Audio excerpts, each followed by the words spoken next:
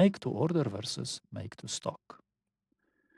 Let's discuss benefits of using a make to order process versus make to stock. So what we considered so far in the news vendor model was a classical make to stock approach, where we choose the quantity or the supply before demand is observed based on some forecast, right?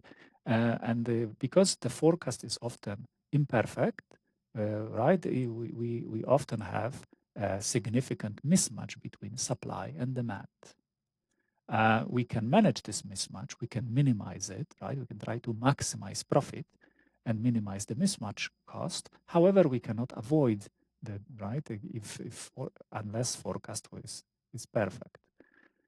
If we shift to another extreme, on the other extreme, we have make to order. In make to order, we initiate production only after the demand is observed. So, for example, the customer makes an order, and then when we receive payment or we have some commitment to payment and purchase, then we produce or procure the item or assemble. So that's why you have different names: make to order, assemble to order, procure to order, right?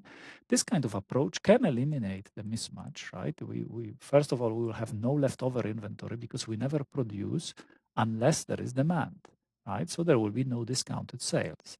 And also, we can avoid lost sales because the assumption here is that the customer, when they make the request, they will wait long enough, and so we will eventually satisfy all the demand with some delay, but right, so there won't be any lost sales, at least in some settings.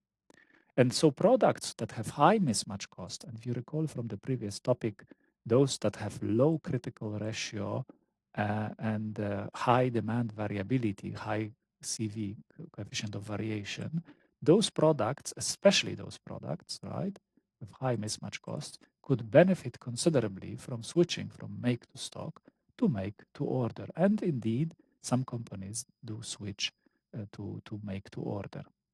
However, we should be wary of make to order, right? Because first of all, make to order is never able to satisfy customer demand immediately. There is always a longer waiting time, right? And there is often a threshold beyond which customers would not wait. And for some products, this threshold is very small. For example, if I told you you can buy bread if you order it from Amazon and receive it in 3 days, you probably wouldn't accept that, right? We're used to being able to buy certain products instantly, right? So, and also another thing to remember is that in the queuing theory, so the waiting line models tell us that as utilization approaches 100%, the average waiting time increases very rapidly. There is a nonlinear relationship. This is from the waiting line and the variability and its impact on the waiting time. And you see utilization here in the numerator, but also in the denominator. And as utilization becomes very close to 1, it's less than 1, but very close, this ratio will be a very large number. And because of this, waiting time will increase, right?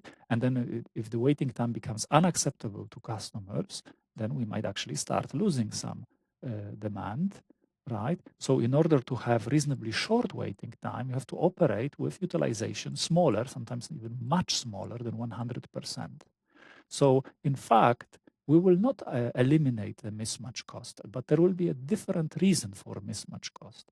The first reason is if utilization is much smaller than 100%, that means there will be idle capacity, right? Because utilization of 50% means 50% of time, or let's say utilization of 60% means 40% of time the capacity is idle, right?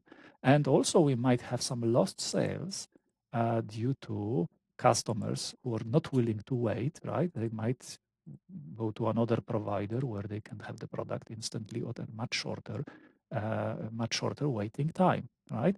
And also notice that there could be an additional cost of labor and delivery for every item, given that we procure or make to order and we have an individual shipment. There is an additional cost, right? This is not necessarily mismatch cost. This is just an additional procurement cost. So there is going to another reason to that decreases our expected profit.